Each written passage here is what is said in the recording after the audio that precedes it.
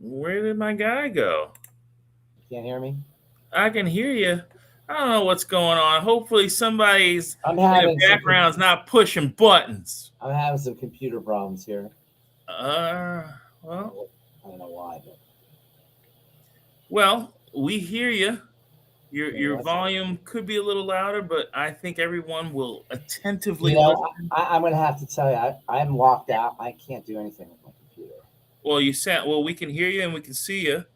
So if you want to keep rolling, then we can keep rolling. Why don't you carry on? I'm going to restart. Can you carry on? You're going to restart? Yeah, because I'm locked out. I'm locked. Can't do nothing. Okay. All right, go ahead. Go ahead. We'll answer quiet. I'll hang in. I'll hang in for now. Can you not see the screen? I can't see the screen. I can't move my cursor. I'm all locked out. All right. So why don't you restart? I can't change the volume either. Why don't you restart? I'll entertain the folks. Yeah, entertain. You can do it. I'm sure. All right.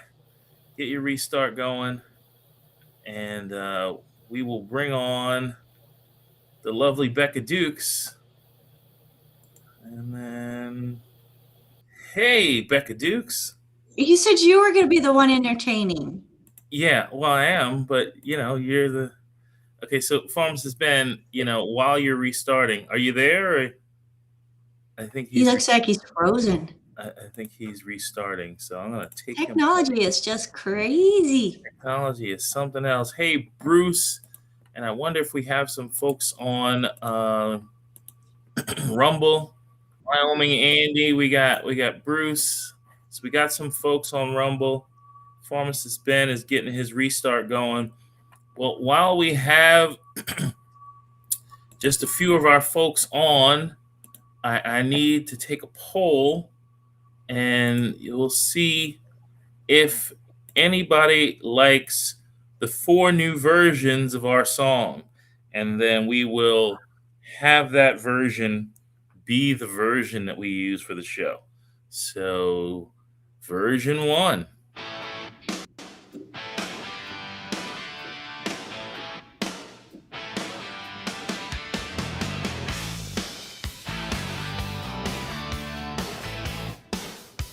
Really good.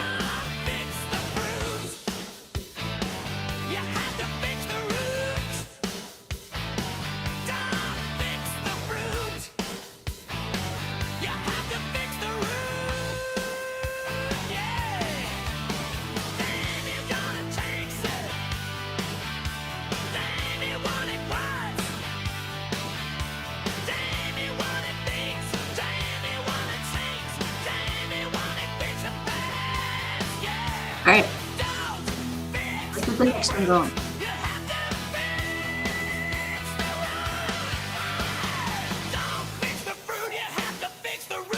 Oh no! You got to be banned from AI. You got to ban him. Okay, what do you think of that? What do you think of that version? I don't like that. Next version's better. AC/DC. Not okay. Not quite what you're looking for. How about this one? A little better. That's a little better.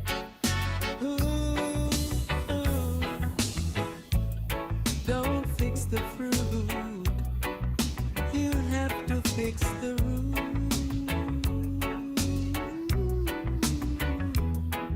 All right. I get the message. Okay. I get the message.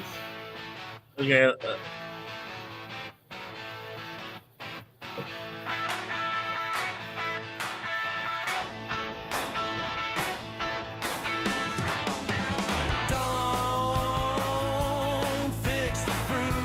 more. Becca, help me. No Okay, more. we No And more. David on No more. YouTube This is is- why are with you me. Let's torturing go, me? reggae. Why Come are you on, torturing me? AJ. Let's Uh, hear. all right. Let's All right. I'll second spare reggae. my guy. I don't want him to No, run why out are you on us. torturing me? Unless it's Donna Summer. Unless you have a Donna Summer Oh, fruit. Donna Summers version. Okay, Yeah. I gotta get a It, disco so, version. If you put Donna Summer up there, I'll listen to it. I Summer. feel rude. Okay. Well, okay. So Elsie and Jennifer and Harry and David and they all like the second one better. They like the So, second one better. Everybody likes they like the second one better. All right. Okay. All right. And Bruce is like, I like whatever you like. And Ann Barber, hey Ann. All right. So Pharmacist Ben, I don't know if you can see what I put in the chat in our chat on the screen there. Is our guy frozen again? He's frozen again. yep, he's frozen again. He is frozen again. So while he is frozen, I'm going to sneak in our last option.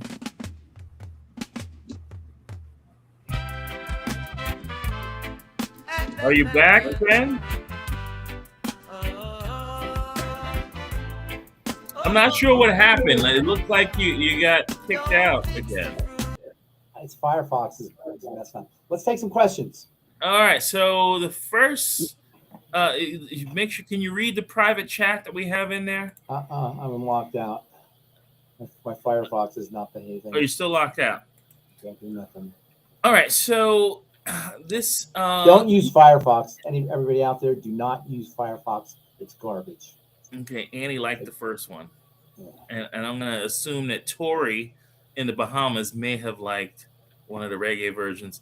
So USA1 protein stands for U1 SNP associating protein, a specific protein found and studied in the Saccharomyces common baker's yeast. It lives in the membrane of the cell. No, say Commerce Bait. Say it. Saccharomyces. Is that what you're talking about? Yeah, Saccharomyces cerevisiae. Yeah, Bruce. So what? So is it? They want to know about the protein. Want to know about the protein because the protein is said to control trash removal system, but the human body has what's called the endoplasmic reticulum associated degradation, cellular quality control. Wait. Hang on. We're starting to dive into the realm of gibberish here. So the endoplasmic reticulum is like a network of tubes inside a cell. It's very vast, and it's true things are dismantled and reconstructed in the endoplasmic reticulum. It's like a hollow network of tubes. Reticulum means network. Endoplasmic means it's inside in the plasma. So what's that got to do with the protein? I'm not really understanding that. Saying that this protein lives in the membrane of the cell's endoplasmic. It's called USA1? USA1 protein. Okay. And it's found. So they want to know about supplementing with it, about using brewer's yeast? Want to know if this protein is real and helpful. Is it helpful? What does it do? Why might I need it as I'm being? You don't need it. No. Your body makes plenty of proteins. When you eat a protein, it goes into your stomach, it gets broken down. So you can't really get the protein. Let's digress here. Proteins are the workhorses of the body. They do things. The USA1 protein is involved in how molecules are activated. We'll say I'm being very. I don't want to get too specific, but molecules are activated, and USA protein facilitates the activation of certain molecules. Are you there? Yes. Okay. My Firefox is just going nuts. I'm here. So when you eat a protein, it gets broken down by hydrochloric acid and enzymes. Proteins don't make it typically intact through the digestive system, so you can't get the value of the protein. They just happen to notice that in brewer's yeast, which is an amazing food, by the way, it's not really food, it's like a nutrient, we'll say. There is a protein that has some functionality, but it's not like it's going to survive it's unlikely, put it this way, that it's going to survive your stomach intact. So there's proteins that do all kinds of things. Proteins do everything. Everything in your body gets done via protein, and the body is very, very complex. One of the things that the body does is it activates things. You've heard of methylation, right? Methylation is one of the ways that molecules get activated. In the case of this protein USA1, the activation is called ubiquitination. Can you handle that? Ubiquitination. Ubiquitination. So this protein facilitates ubiquitination, which is a type of activation. But you're not going to. What's the question? Can I get the value of the? Is there a question there, or they just want to? Yeah, the question is, is it a real thing, and will it benefit me? But I don't know. I don't know for sure it's a real thing. I know they talk about it, and yes, it will benefit you for sure. But you're not going to get the value of it by just eating the brucies, because your stomach acid will break up all the proteins. Mm-hmm. That's why and break them into aminos and stored in the liver. Yeah, peptides and aminos, exactly. Okay, so Pharmacist Ben, apparently there is a shortage now of estradiol. Okay. Well, estradiol is the most potent of the estrogens. It's really, I'm not a woman, so I'm not going to tell anybody what to do, but it really seems silly to me to try to take one estrogen. It's not a patient's fault, but it's a doctor's fault, because they should know better. Although, we all know how that goes. You're taking one estrogen out of a whole family of estrogens. Estradiol is the most potent of all the estrogens. That's first of all. And second of all, when you take the estrogen, you're taking a big dose of it. Estrogen is in the body in very small amounts. And now you're taking thousands of times what should be in your body in order to, and they always have to do that with drugs. They have to give you extra dose to override the liver's detoxification. Then the liver has to deal with all that. And most women who are a certain age, most people who are a certain age, have a degree of fatty liver already. And if you're undernutrited, if you understand chemistry, it's so dumb. It's hard to even imagine how a healthcare professional could do this. Because think what you're doing. When a woman is in her 60s or 70s or 50s even, when she's going to take hormone replacement therapy, her biochemistry is so whacked out, unless she's knows every single detail about how to take care of her body. For most people, her biochemistry is so whacked out, all of us, it's not just women, all of us. And now you're going to put a hormone into the system that's completely out of proportion with all the other hormones, the progesterone, the DHEA, the testosterone, the thyroid hormone, the cortisol. Everything's connected. It's all networked. It's so ridiculous from a biochemical standpoint to take estradiol for hormone replacement therapy. So even, medical practitioners who do that, they'll say, oh, well, we do biest or we do triest. That means they give you 2 or 3. They give you, in addition to estradiol, they'll give you estrone and estriol, which are 2 other important estrogens. It doesn't matter. The way hormones work is they're supposed to fluctuate with the environment. If your environment is a certain way, you need more estrogen, you make more estrogen. If it's not, you make less estrogen. Estrogen is connected to the thyroid. Hypothyroidism, 90% of patients who are hypothyroid are women because it's an estrogen-driven condition. Now you can take estrogen. It's ludicrous. Essential fatty acids will act like estrogen, control your blood sugar, stabilize your insulin and your blood sugar, work on your liver and your gallbladder and your intestine, and take care of your health. We have to get this crazy idea out of our heads that we can be medicalized and pharmaceuticalized back to health. You can't. It's a lie. And any medical professional who thinks they can do it is either ignorant or lying. And if they're ignorant, they mean well. But, drug companies, they got to know better.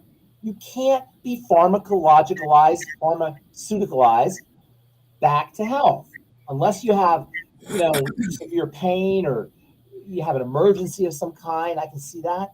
But you can't. And hormone replacement therapy is pharmaceuticalization. It's medicalization. So I'm it's crazy to me. Now, I'm not a woman, obviously, so I'm not going to put myself in a position of saying, don't do it. Females, women have to make their own decision. But from a chemistry perspective, a biology and biochemistry perspective, it's crazy to me. If you are going to take estrogen, make extra sure that you're doing your livers, taking care of your liver, and using your ultimate EFAs. But ultimate EFAs may help. They act like estrogen, ultimate EFAs. They have estrogen-like effects. Mm-hmm.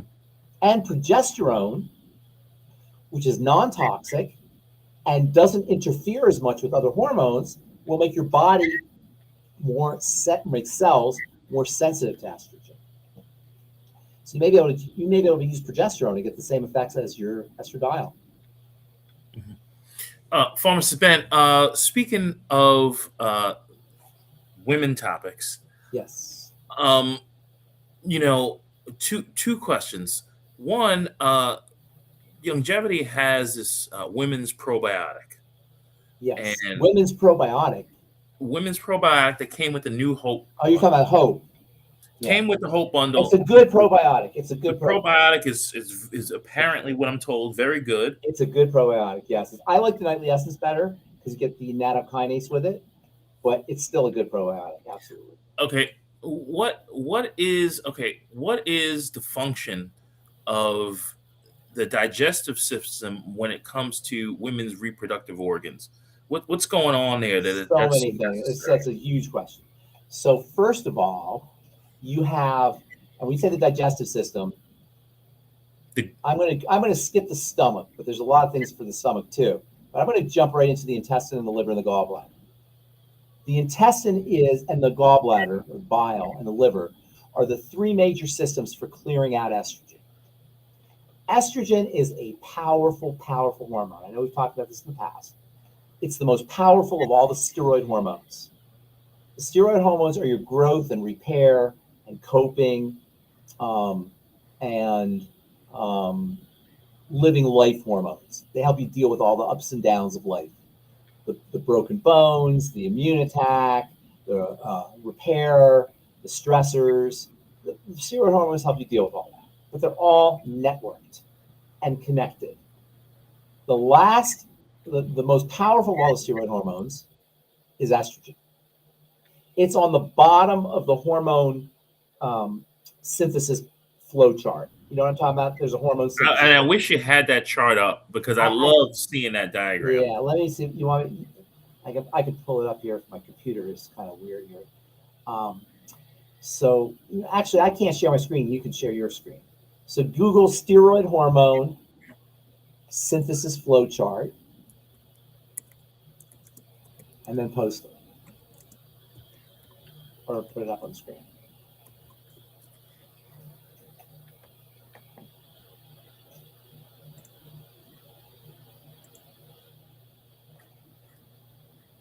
Okay, I gotta verify I'm a human. How are you gonna prove that? I just give it a little blood. And let's see. I mean, I've had people ask me if you were actually human.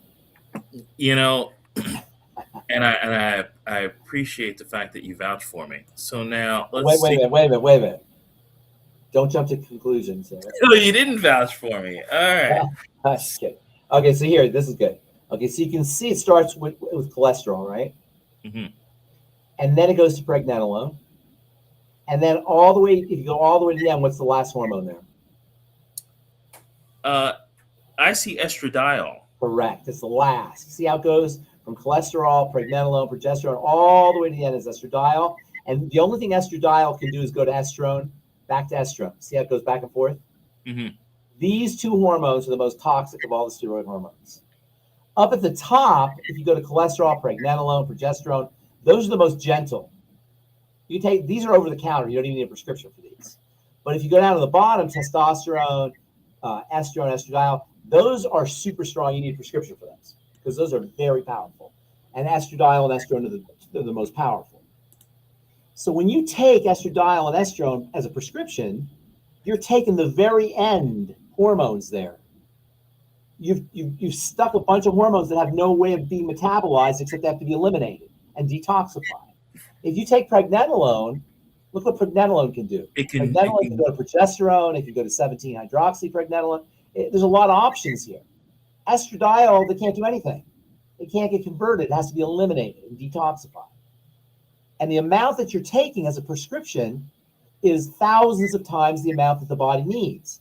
Now, a patch is a little bit better because it's slow release rather than the pills. So patch is a little bit better and creams are a little bit better, but still, it's playing with fire, in my opinion. I use EFAs and progesterone, and then help your body make estrogen. Vitamin C, magnesium, essential fats, those will support estrogen production.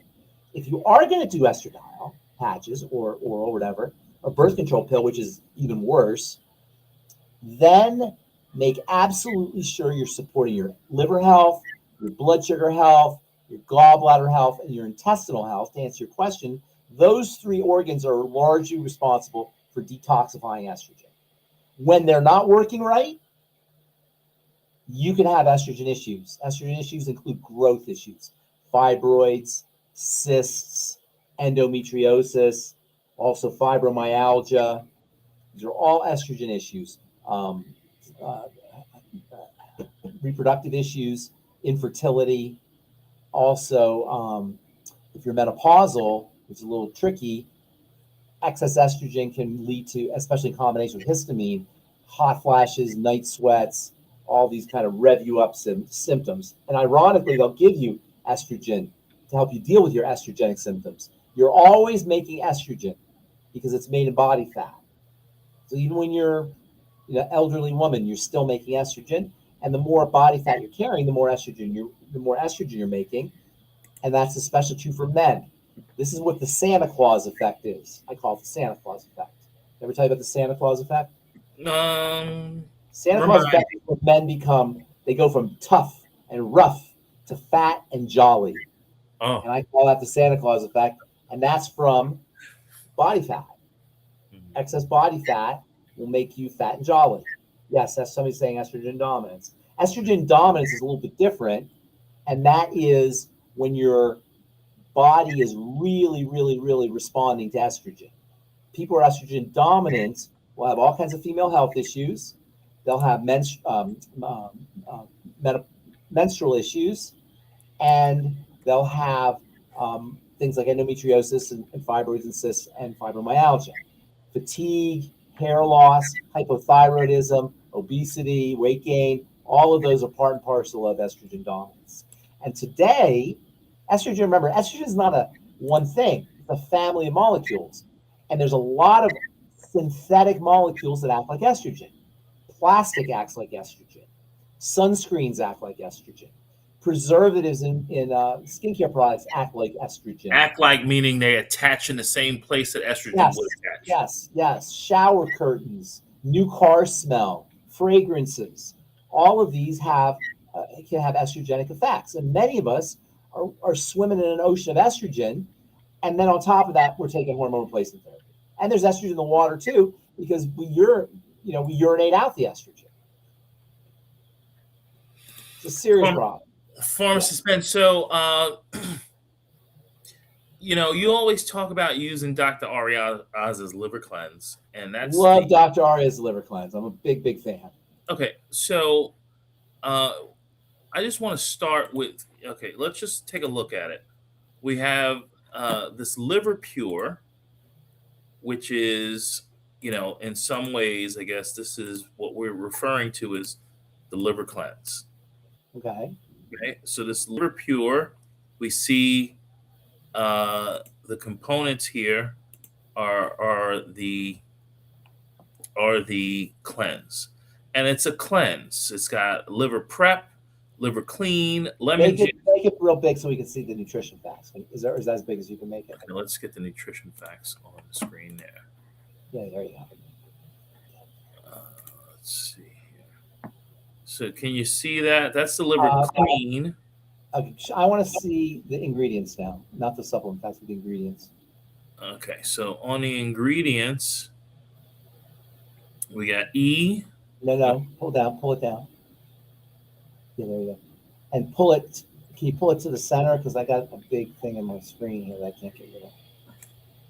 Yeah, Okay, so liver prep, liver clean, and lemon, and then the lemon juice. This is a 3-part system for cleaning out the liver.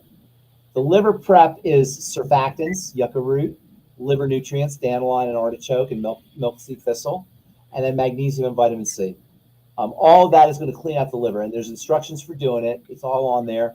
What ends up happening is you excrete out stones, and it's just even if you don't excrete out stones, it's just a good way to clean your liver. And there's instructions on there. Okay, and then now they have a 30-day detox, which has a couple of other things, including the true enzymes. Yeah, and you should probably be. I don't know if it's just 30 days. You probably stay on that for life. Well, this one is a 30-day particular program that includes the liver pure, and it's got the true cleanse, and it's got the true zyme in there as well. Yeah, you know what I'm going to do? I'm going to have Dr. Ariaza come on the show. How's that next week? That would be fantastic. Yeah, I'm going to have him talk about next week. But my question in relation to this was, that is to clean the liver in a way. Yes. Now, this one, I'm told this is show me the ingredients. Adrian Gold. Yeah, Adrian was Corey's. You remember Corey Gold? Did you know Corey? I wasn't around for Corey, but Corey passed away, and he developed pollen bursts. And so now his wife, Adrian, super nice lady, she, I guess, is marketing this one. So go to the ingredients, okay, and pull it. Can you pull it to the center of the screen a little bit? Or is that the best you can do? Yeah, it looks like what we got. I can't really see the ingredients. It's hard for me to see. Let me see here. I can't do anything because Firefox is locking me out here, unfortunately. Okay, so this looks like... That's not the ingredients. Yeah, go to the ingredients. There you go. Proprietary blend, glutathione. Read it for me because I can't really see it. Glutathione, aloe vera, pollen extract, What's after that? microcrystalline cellulose, dicalcium phosphate, magnesium stearate, fillers. That's all. Yeah. So the glutathione is for the liver. For the liver. So now this is using an antioxidant to support the liver? No. What's glutathione? Glutathione, I thought, was the antioxidant. Well, it's more than that. It has some antioxidant properties. It's the body's most powerful detoxifier and antioxidant. It's the body's most powerful. It's not just an antioxidant. Lots of things are antioxidants. Glutathione is the body's most powerful antioxidant detoxifier. It's incredibly powerful. Now, you're not going to get a lot of glutathione in this product, and the best way to get your glutathione is to use your TMR shake and probably N-acetylcysteine, NAC, and the Healthy Bone and Joint Pack, the Pig Pack or Healthy Bone and Joint Pack. That'll give you the amino acids for building glutathione. But I personally do the TMR shake. This is going to hurt. Glutathione is incredibly valuable, though, and very important for the digestive system, for the liver, for people who have cancer, Parkinson's disease. You can actually get it injected, glutathione injections. It's super important stuff. I wouldn't make this product my source of glutathione, but it's a way of getting some glutathione into your system. There's 340 milligrams in that combination. You need like grams of it. But it's still not bad. It's not going to hurt you. It's definitely a good idea to use. Well, she talks about a lot of people who reverse their fatty liver by using it. Well, and she does say use multiple. You got to use a lot of it. Yeah, she does. She does mention that. We have a number of questions. We got kind of on the track that we were mentioning. Bug Out is watching. He asks, how do I dissolve a 5 millimeter stone and prevent any new kidney stone formation? Is kidneys or gallbladder? Kidney. Oh my God, that's terrible. You can use, there's a process called lithotropia. What's it called? Do you know what I'm talking about? I think it's called lithotropy. It's where they shoot sound waves at your gallstones or at your kidney stones, and that breaks up the stone. You can also try changing the pH, called lithotripsy. Mm-hmm. Have you heard of this? Yeah, well, we talked about sound waves. Yvonne has mentioned sound waves. Who's You've Yvonne? mentioned Who's sound Yvonne? waves. Who's Our Yvonne? friend. She's our friend. Oh, I don't think I know Yvonne. You can also use alkalinizing agents like sodium bicarb.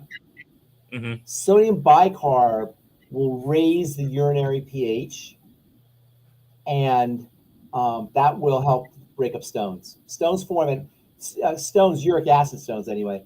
They typically will form in acidic urine. So using sodium bicarb, potassium citrate, alkalinizing agents, and just Can I tell you what I did when I had and also stones? drinking water too, a lot of water. Yeah, go ahead. Can I tell you what I did when I had stones? Yeah, I went I had a friend. That's what I thought it was. I had a friend that shall remain nameless, and we went to a conference, and he couldn't get a room, so he ended up sleeping on the couch in my hotel room. I had a suite. He slept on the couch. In the middle of the night, I heard him screaming, bloody murder. I couldn't believe it. He was screaming and moaning, and turned out he had a kidney stone. And he ended up having to go to the emergency room. But he's diabetic, and that's usually has to do with blood. Usually, when you have kidney problems, it's blood sugar. You want to focus on blood. I used Dr. Google at that time. What did you use? What did you give you? And I used I think it was the cranberry, unsweetened cranberry, and I drank a cup or 2 cups of olive oil. Olive. That's not bad. That didn't make it. And passed the stones. Oh, it was a gallbladder stone or a kidney stone? Kidney. I thought kidney. I guess Olive oil would not. No, olive oil might help a gallstone, but it wouldn't help a kidney stone. It may have been a gallstone. Who knows? What did it feel, I wasn't a what did it doctor feel guy. like? What did it feel like?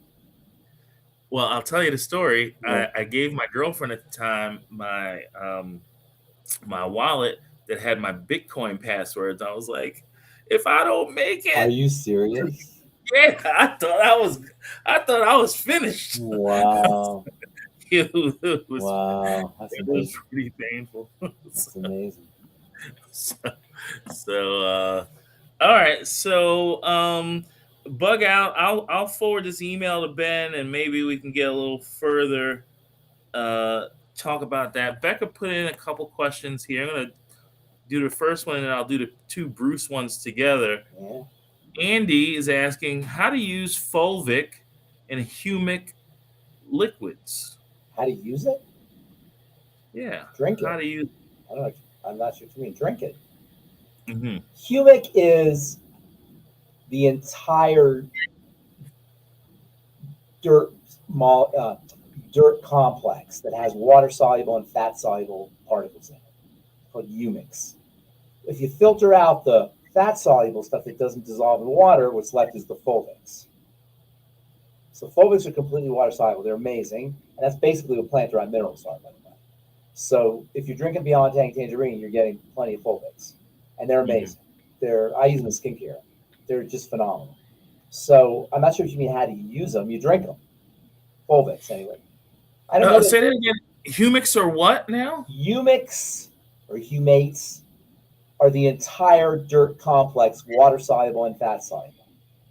If you filter out the fat soluble stuff and leave behind just the water soluble, you get a clear golden yellow liquid called fulvic. Fulvic means yellow.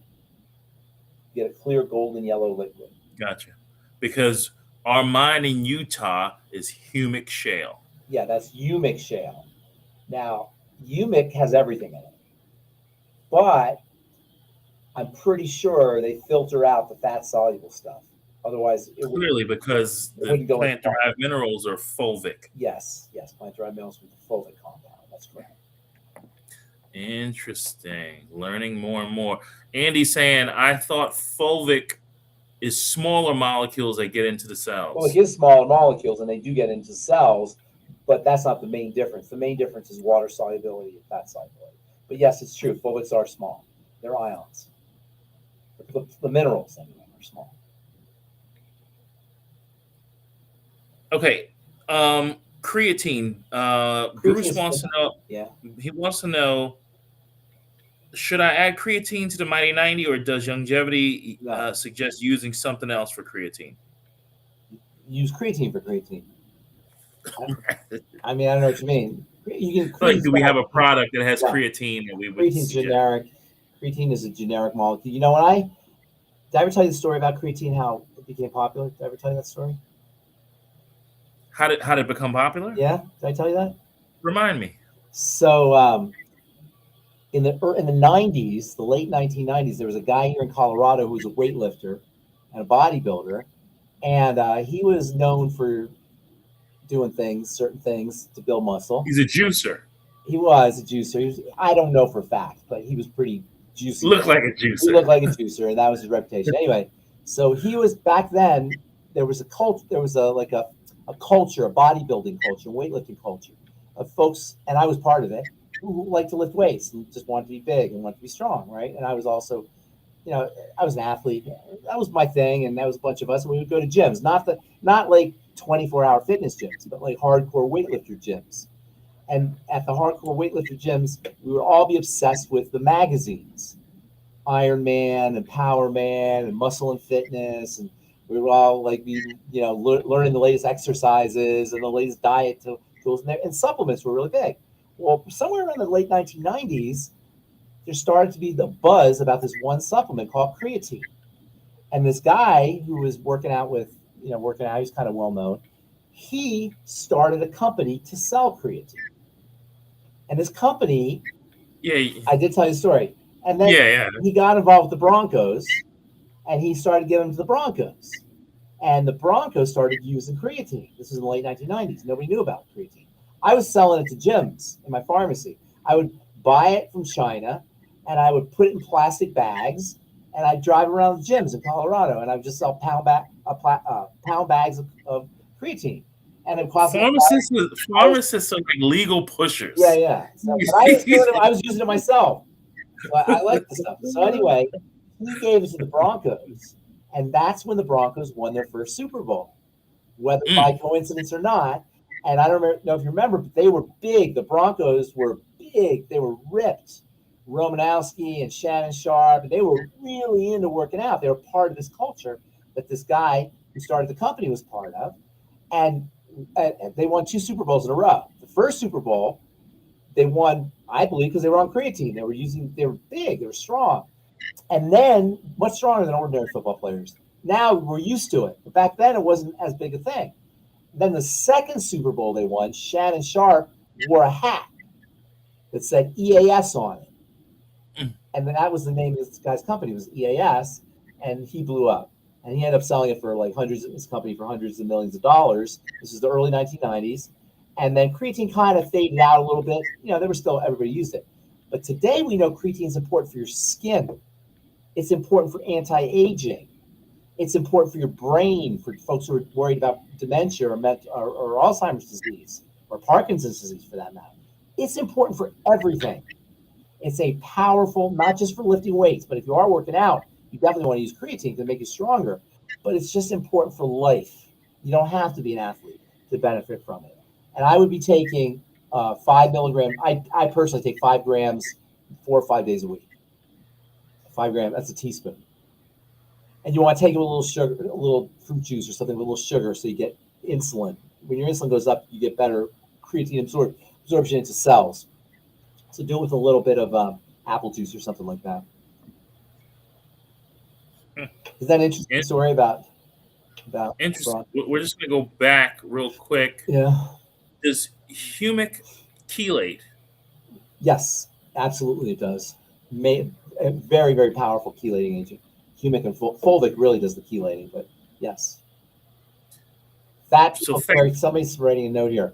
Fat people carry too much estrogen. I think fat is not politically correct.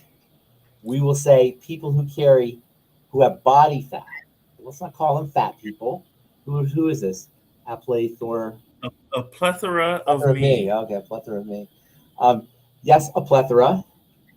Fat people do carry. They're not carrying too much estrogen. They're making estrogen. It's not they carry it. They're producing it in their fat cells. And estrogen disruptors are these fake estrogens that disrupt the estrogen system, like we just talked about plastics. One of the worst things you could do is microwave plastic, because that will release the estrogen compounds. Interesting. Choline is great stuff. Absolutely, choline is one of the choline is the last essential nutrient that was designated as. It was the last nutrient to be designated essential, and that was just like in the 90s sometime. And it's fabulous. You'll get choline in your ultimate enzymes. Choline is found in lecithin. Choline is in our immortalium, I'm pretty sure. Choline is probably in the synaptive. Very important for the nerves, very important for the brain, very important for the methylation system. It's a really, really neat molecule. And eggs exert their wonderful benefits for the nervous system largely because of their choline benefits. And choline is also, so we're talking about the liver, choline is also important for the liver. Pharmacist Ben, let me ask you a question on the 90. So according to the U.S. government, or is it a world body that says that there are 90 essential nutrients? What is the?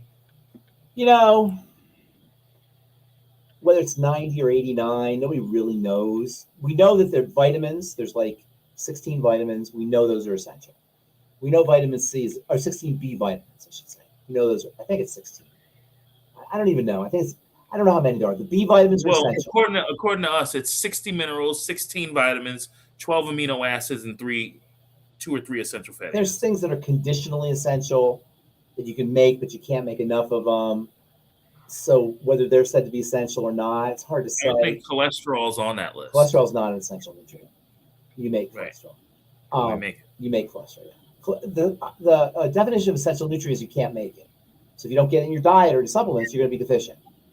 Mm-hmm. But it's hard to know exactly what's essential. Some people say 11 aminos. Some people say 12. Some people say all the elements. They're elements. They're not minerals. All the elements are essential. Some people say 60. It's hard to know exactly what it is. But there's at least 90 is a good bet. Put it that way. Okay. But the reason I'm asking the question is because when I ask ChatGPT or Gemini, I use Gemini. When I ask Gemini about the 90 essential nutrients, it then says that that's our tagline. It doesn't say that it's a tagline. It's not. It doesn't say that it's kind of agreed upon. It's not agreed upon. So I'm telling you, it's not agreed upon. What's agreed upon is vitamin C is essential. What's agreed upon is a bunch of the aminos are essential. Some people say 10, some people say 12, but there's a bunch that are essential. What's agreed upon is 2 fatty acids are essential. And what's agreed upon is there's a certain amount of elements on the periodic table that are essential. And it's hard to know exactly because it's hard to find arsenic in a chemical reaction, but there are some chemical reactions that seem to be arsenic dependent, and arsenic could be an essential element. Other people say, no, you don't need arsenic. I don't know the number. So we say that there's 70 nutrients. I don't know how many. It's irrelevant. It's crazy. I don't know. It states 70 or 71 or 72. Does it matter? There's a certain amount of nutrients that are essential. Put it that way. And we get them all. And yes, exactly. Is it 71? Is it 71 and a half? Is it 74? Is it 80? I don't know the exact number. 90, right? Yeah. Okay, gotcha. I don't know the exact number, but there are vitamins. Most important are the vitamins, especially the water-soluble vitamins, because you pee them out. But also D, E, and K are essential. But D is a little tricky because you make D. So is it essential? Well, you don't really make it. Well, no, you do make it. Or no, you don't make it. You activate it. So it's hard to know. B12, that's made by bacteria. So bacteria in your colon can make B12. Does that mean it's essential or is it non-essential? You make it, but you don't really make it. Bacteria make it. So, it gets to be fuzzy. So I don't really pay attention to whether it's 80 or 90 or however many it is. Back to your favorite team. Yeah, Terrell Davis. Terrell Davis? Yeah, he could have been on it. All the Broncos were doing stuff. He was beasting. Okay, Andy's asking this. Yeah, choline's important for bile. It's a component of bile, absolutely. And taurine's also important. But I'm telling you, taurine to me is one of the most underappreciated of all the nutrients. Taurine is. because it's not used. Most amino acids are used to make protein. Taurine's not. It's kind of unusual in that way. It's not used to make proteins. It's active individually on its own, and taurine plays a role in bile for sure, but it's also very important for anti-aging. Study came out last year, I believe, maybe the year before, that talks about people who use 3 to 5 grams of taurine a day getting very, very noticeable age reversal or anti-aging benefits from using taurine powder. Taurine is found. Taurine means bull. Taurus means the bull, right? Taurine is how Red Bull gets its name, because taurine has an electrical effect that stabilizes the heart. So they put it in with caffeine so people don't have a heart attack with so much caffeine. And taurine, along the same lines, taurine is also used for migraine headaches. So taurine is a fabulously, fabulously valuable and underappreciated amino acid, in my opinion. I do personally. I try to do 3 grams a day, 4 or 5 days a week. Health Junkie You can make taurine, but you may want to just take it. It might be one of those conditionally essential ones where you might want to take more. Pharmacist Ben, so you're a pharmacist, and when you talk about nutrients, you know exactly the amount that would be good for you and what would be.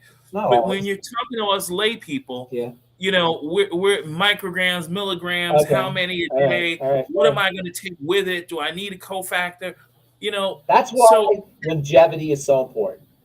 I am a pharmacist, and I know all those things. I studied all those things. And by the way, not all pharmacists know the stuff that I know. I mean, I've done a lot of studying. I didn't just learn this in pharmacy school. It's been my whole life for 45 years. Like I said, even before pharmacy school, when I was in the gym, I was studying it. So I've literally been studying nutrition I'm 66 since, I was 20, so 46 years, right? That's when even when I was 19, 18. So I've been doing it a long time. It's not like I just learned all this in pharmacy school. And yeah, I'm a pharmacist, but not all pharmacists know this stuff, So being a pharmacist helps for sure, though, to your point. Yeah, so, but I guess my point is, when people ask on this show in particular, they don't do so much on Daily with Doc. On this show, they're asking about individual nutrients or individual compounds that might be helpful in the body. Yeah. And then you say yes, it could be helpful. Yeah. And then they go out and go buy some creatine, or they go buy some taurine. I'll always, if I say something's really important, you probably should go, in my opinion, if you believe what I'm saying, you should go out and get it. You should go out and get taurine. You should go out and get creatine. That's all true. Glutathione, you don't necessarily need to go out and get glutathione, but you might want to get glutamine, and you might want to use your N-acetylcysteine from your longevity products and your glycine from your pig pack, but you don't need to go out and get glutathione. But taurine and creatine, I would be going out and getting them for sure. Okay, Andy, I've been studying since listening to The Bright Side every day from 2014. These folks. I need to do my radio show again. AJ, we got to get you syndicated, man. What's going on? What's going on? I got to talk to MZ and see what we can get done there. But Health Junkie's question: what can I take for legs that get swollen with the sun? What can I take for veins? If that's true, which it might be, that's a bigger problem than you think. If you're reacting to the sun with swelling, that's a sign that you could be dealing with a histamine response. Sun should not cause swelling, but there are people who will react with the sun. There's a thing called sun poisoning. Have you heard of this? Some people will actually get severe rashes from the sun, not burning, but immune rashes, and also swelling. That's a sign that you may be dealing with a histamine response. Should that person be looking at the root and not the fruit? Root, not the fruit. Where's the root? The root is the digestive system. Histamine is made in mast cells that live on the intestinal wall. When you're dealing with leaky gut, it's a short jump to mast cell activation. In fact, there's a health challenge called mast cell activation syndrome, MCAS they call it. And this is something that's only been known about for a few years, although people have been dealing with for a long time. When I was in when I graduated pharmacy school and I started my pharmacy, my compounding pharmacy, there was a horrible condition that women were suffering from called vulvodynia. Nobody could figure out what was causing vulvodynia. Can we talk about that on this show? Well, I think we can. It's a medical thing. Okay, I'm just. Dynia means pain. Vulva means vulva, right? Mhm. And I'm not a woman, but you can imagine what that must feel like, the agonizing pain that this condition will cause. And nobody knew what to do about it. I was making a product called cromolyn for this condition. Cromolyn is used for asthma, but I would take, because I was compounding, I would take the cromolyn and I would turn it into a vaginal product that women could use topically for vulvodynia. And it worked. So what was cromolyn? Cromolyn is a mast cell stabilizer. It keeps mast cells from releasing their histamine payload. So what I'm saying is this histamine issue and mast cell issue has been on for a long time, but nobody really pinned it down until the last 2 or 3 years. And now you're starting to see online mast cell activation syndrome groups on Reddit, on Facebook. It's starting to become known about. And this is what happens with health. Pharmacist Ben and Dr. Wallach and AJ and Rebecca will talk about something for years and years and years. And then all of a sudden, your doctor will approve it and say, we just discovered it, right? And so, Doc's been talking about gluten for years, which is, 2000, for 25 years or 26 years. He's been talking about it. Now, all of a sudden, or at least the last couple of years. So mast cell activation syndrome, MCAS, is now being considered a thing. If this guy has a reaction to the sun, or anybody has a reaction to the sun, sometimes people react to the shower, hot water in the shower, right? And that's also a sign. We've talked about this before. Dermographia, where you write your name in your hand, in your arm, all those are signs of a histamine response. And what's interesting about histamine, it's found in good foods, like our friend Kiara. Kiara, what was her name? Kitasha, Kiara, Kiana, right. So she said, I'm a vegetarian. I only eat vegetables. Doesn't matter, Kiana. Do a food diary next week. Guess what? Avocados. Yeah. All right. Aren't mast cells more like an amplifier? And then, by the way, bad. Wait a minute. It's not bad to have. I hope nobody thinks that I've said it was bad to have mast cells. I didn't imply that. Mast cells are immune cells that protect us. They're not. Did I imply that mast cells were bad? Okay. There's no good and bad in the body. No good and bad. There's no good and bad. Things are in the body. No, there's no good. And mast cells are like sentinels. They're like guards. They detect threats, and they live in various tissues, particularly the intestine, and they keep toxins from getting in. They do a lot of things to the blood vessels to help the immune system deal with toxins. They increase vascular or blood vessel permeability. They open things up. They cause contractions in your lungs, so you don't breathe in crap. They contract the intestine. They facilitate wound healing. There's a lot of things these mast cells. What can I take for legs that get swollen with the sun? Excuse me. What can I take for vein health? Connective tissue building. The veins. Remember, the veins are on the other end of the circle. They're on the far end of the circle. They're on the other side, right? You ever hear this story about the two guys one guy's on one side of the river and the other guy's on the other side of the river? And one guy says to the other, hey, how do I get to the other side? And the other guy goes, you are on the other side.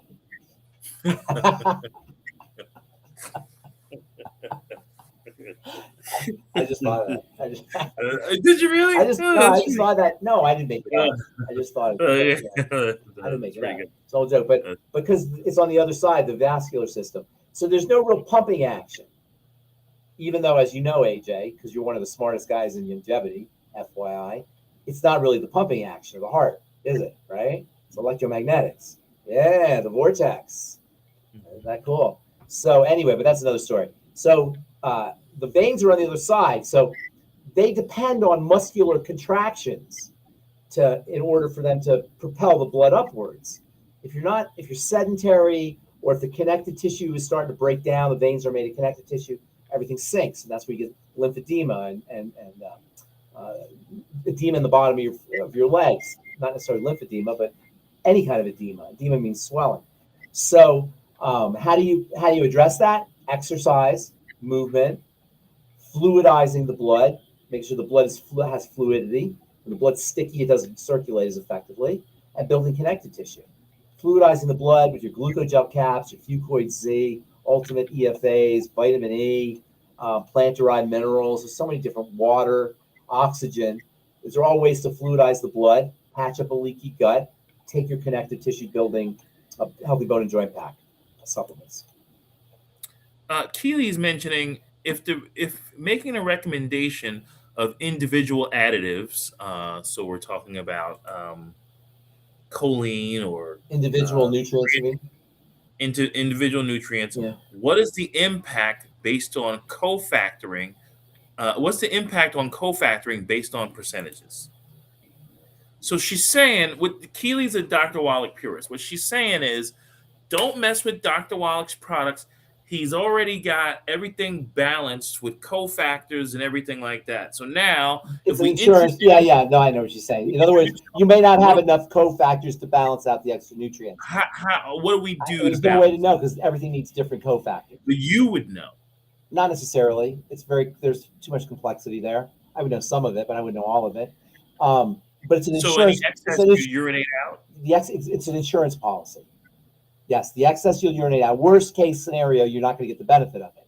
However, for non-essential nutrients like creatine, for example, you don't have to worry about that because they're non-essential. Your body has mechanisms in place for handling creatine. It's not an essential nutrient. You don't need necessarily cofactors. Creatine is a substance, a molecule that's made in the body, so you have a system in place for utilizing it.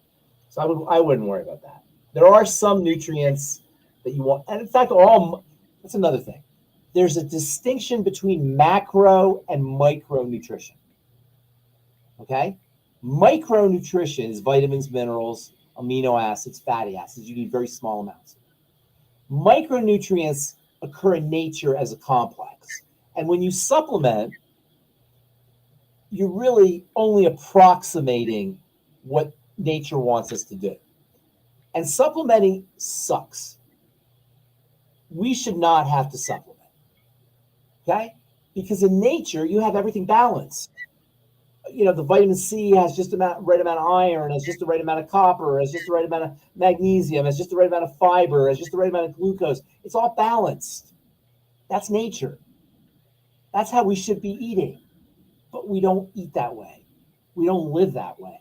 We don't live in a world that facilitates eating that way or interacting with nutrition that way. So supplementing is the best you can do. And so what we're trying to do is we're trying to approximate nature. So you say, oh, that sucks. Why should we have to approximate nature? Because that's what we got. That's the hand we're dealt. So it sucks. Okay, I agree. But that's what we got to do. Keely, unmute yourself. And the fact of the matter is when you flood your body with nutrients, I'm going to show you something. I tried to explain this on my last podcast, but I didn't have a diagram to do it. I'm going to show you something here. Can you see this? Can you see that? A arrow. Minus B? There's an arrow. A to B. Let me make the arrow better. Yeah, and let me. You see A to B? Hold on. Now we see it. A to B. Okay. So that's how the body works. Little pieces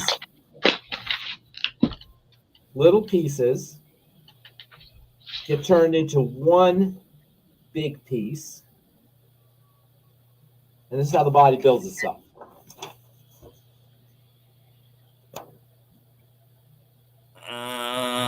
Okay. Little pieces turns into a big piece. Okay? Got it. So to give you just one example, let's say lysine, glycine, and proline, little pieces, get turned into collagen.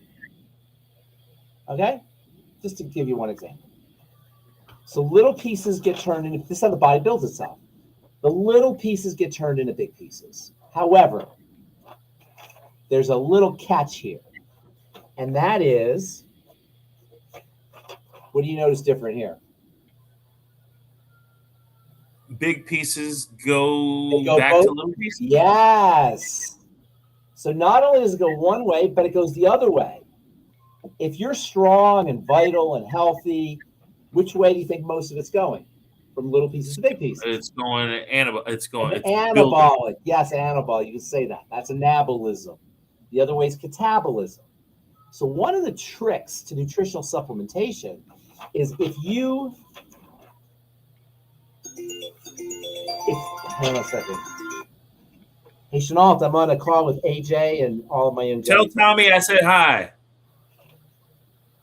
Can I call you back in like 5 minutes? Oh, I'm almost done. Chenault. He should have been tuning in. Should have been that. Rascal. Okay. Yeah. So what's really cool about supplementation is if you front load A, you will drive the reaction to B. Mm-hmm. But if there's not enough of A, the reaction will go the other way. We call that driving a chemical reaction. You see what I'm saying here? If you Yes. front load A, I can't really do. Let me see. If you front load A, you push the reaction this way. Yep. If you don't have a lot of A, the reaction goes the other way. Do you see what's happening? And most of us, because we don't have a lot of A, we're breaking down. We're catabolizing. Front loading is a trick for building tissue. And that's why high concentrations and nutrient density is so important. You're front loading. We call that driving the chemical reaction. Does that make sense? You follow what I'm saying? Yes. That's absolutely. That's why you take micronutrients. That's what micronutrient supplementation does for you. It pushes everything towards anabolism. Under deficiency states, it goes the other way. That reversibility is critical to understand if you want to address anabolism and catabolism. And by the way, catabolism is important too. Out with the old, in with the new. You need to be catabolizing, but you want to be more anabolic than catabolic. You want to be net anabolic. Let's Keely, ask the question that you put in the chat, please. Well, people will go to the store when we make recommendations or they're hearing, just go buy this particular, like selenium. One of the reasons that Doc wouldn't give them whatever that mineral was, essential fatty acid or whatever, is they would go buy that bottle. And they wouldn't get the same, and they wouldn't get the same effect or the same benefit. Correct. And then one of the other things he always talked about was the ratios per 100 pounds. Then it was about adding the special sauces because he knew what those combination with the cofactors were. So people buy a bottle instead of buying that protocol, and it mirrors the medical system instead of what we're trying to teach. That's not true. The medical system doses by weight too. Drugs they dose by weight, but they also look at everything individual. So you figure they're giving you a drug, based on a piece of the part versus the whole. Yeah, exactly. I call it this for that. Like you have this problem, I take that drug. This problem, I take that supplement. You don't want to do this for that. It's all a system. Everything works like a system. I always feel uncomfortable when people say, what do I do for this or that? You want to work on the whole body. You want to make the body strong. The body will take care of everything else. How do you make the body strong? It's really simple. You overthink it. You give it lots of nutrients, like we just said. We talked about driving that chemical reaction. You take out the stressors, sugar, processed foods, bad foods, histamine triggers. It's really not complicated.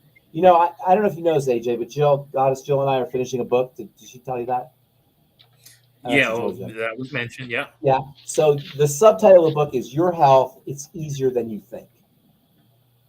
Because it is. We overthink this thing, man. I think you're overthinking that book. You could have made that book in one weekend. I know. I keep telling Jill, what the heck are you doing, Jill? Well, I can't wait till it comes out. And yes, it is. Okay, so Keely, I'm going to take you off the screen. We're going to try and wrap up with ZZ Captain's question because we don't want Ben to get in trouble. You're done, Keely? Yeah, that's fine. I know we could go for hours, but Ben, ZZ Captain's asking, does Pharmacist Ben agree with AI that cholesterol acts exactly like a fat? Can he elaborate on that? Does not act exactly like a fat. AI said that AI is wrong. It's a wax. It's not a fat, first of all. And if you look at cholesterol, and I have it in my lab, I use it in skincare. It's a very waxy, sticky substance. Technically, it's a lipid, I guess. It's a fat, but it's more like a wax than it acts like a fat. So I don't know what they mean when they say act like a fat. It's a precursor to a whole stream of molecules. So it's a root for a whole bunch of fruit. Fat is not like that. So when they say it acts like a fat, that's very misleading. It happens to be, I guess you could call it a lipid, but it's more like a wax, which is a special kind of lipid, like a candle wax, and it is incredibly fertile. It gives rise to a lot of other molecules. Fat is fatty acid. It also gives rise to molecules, but not the same kind of bioactive molecules that cholesterol does. Cholesterol is the difference between an animal and a vegetable. Cholesterol is what makes animals walk, think, and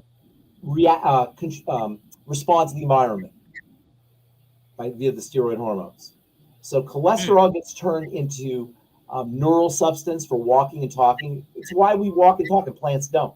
So if you want to be a freaking fern plant, take a statin drug. If you want to be a plant, a vegetable, then fine, shut down your cholesterol. It's crazy. And in 40 years, 50 years, 60 years, when medicine finally starts to understand biochemistry, and by the way, there's a very important distinction that people don't talk about a lot, and that's the distinction between clinical chemistry and biochemistry. Biochemistry is the chemistry of biology, what's going on in your body. Clinical chemistry is the chemistry of the clinic. It's what's going on in the doctor's office with your test scores. They call it functional medicine. Clinical chemistry is not the same as biochemistry. Biochemistry is empirical. You see it. Clinical chemistry is statistical. It's conceptual. It's mathematics. It doesn't apply to individual people. This is one of the major reasons for the failure of the medical model, because it's trying to apply the logic of the clinic onto the logic of biology. We are not clinical beings. We are biological beings. The clinic is a convenience, and not necessarily for people. It's also a convenience for channeling people's money into the clinical setting. And this distinction is because we don't make this distinction, we misunderstand what doctors do and what they can do. So people are being doctored based on their statistics and test scores and algorithms and metrics and so-called functional medicine, rather than what's going on in biology. In biology, you say cholesterol is the most important molecule in the body. Why the heck would you shut it down? In the clinic, you say, well, we see that people who have elevated cholesterol also have higher risk of heart attack, so we're going to shut down the cholesterol. The problem with that is you don't know why the cholesterol is high. Maybe it's the blood sugar that's making the cholesterol high, and maybe it's the blood sugar is the problem, not the cholesterol. That distinction is not teased out by clinical chemistry. If biochemists understand it and they say, are you crazy? Cholesterol is incredibly vital. You don't shut down, you don't poison the cells that make cholesterol because you're trying to get less cholesterol in the vessels. That's idiotic on the pure idiocy. The question is why is the cholesterol in the vessels? Not shut down the cholesterol. And it's only pure idiocy by people who believe it. It's evil by companies that promote it. It's stupid for people to believe it, but it's evil by the companies that promote it, in my opinion.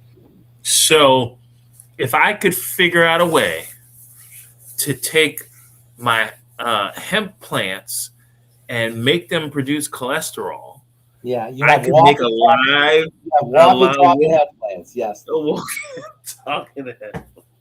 Walking, talking hemp plant. In fact, a case could be made, AJ, that you are a walking, talking hemp plant. Am I? No, maybe 30 years ago. I'm kidding. I'm joking. All right, Pharmacist Ben, I appreciate you. I'm gonna let you go. All right. But before you go, yes, sir. Oh no. Oh, you gotta.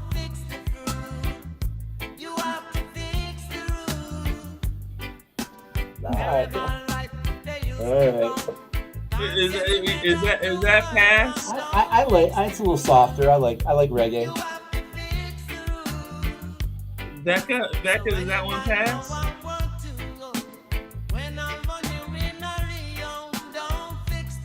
Okay, so somebody wanted normal music. I want to know what their normal music is. So some people normal music Can is you like do Frank Sinatra? Do Frank Sinatra next time. Oh, that's gonna be great. I'm gonna make one for Friday. Frank Sinatra. Frank Sinatra style. Yeah. That's gonna be good. You know, one of my favorite songs. How do I turn this off? One of my favorite songs of all time is "Luck Be a Lady." Oh yeah, I sang that. Did you? Is that your karaoke song? No. In high school, Guys and Dolls. Oh, did you really? Yeah. Luck be a lady tonight. You were the lead? No. Yeah, never sang it. I was Officer Brannigan. I was the officer because I could do an Irish accent. I didn't look Irish. You know what I was going to tell you? When I was a kid, I found a Frank Sinatra. I was like 7 years old. I found a Frank Sinatra cassette, and I put it in, and I heard "My Way," and I just freaking fell in love with Frank Sinatra and that song "My Way." That is the coolest. Yeah. They're gonna play that. I have a whole list of funeral songs. That's on my funeral song list. We just had to turn morbid, didn't we? All right. Well, that's all, folks. Thank you, Pharmacist Ben. We'll see you Friday. See you Friday. Oh, wait, by the way, what? You didn't tell us about how Saturday went. Oh, I went to Super Saturday it was really cool because it was translated. So I would talk, and Dr. Ariaza would talk, and then I would talk, and it was sort of like last Saturday or 2 Saturdays ago. Saturday afternoon. Same idea. How did we do? By the way, I never heard. I mean, I heard a little bit. We did pretty good. We got the school looking to come on, and there were also some new people, and we're looking to open up in Venezuela. That's awesome. How did the medical people think? What did the medical people think? There's actually we have about 4 doctors. One of them is a chemist who's very interested in knowing more. Very nice. Well, good job, AJ, and good job, Becca, and I'll look forward to seeing you guys on Friday. Becca is going to have to fill me in because I don't know what you guys are talking about, but I love seeing you, Pharmacist Ben. Thank you for being here. Okay, bye.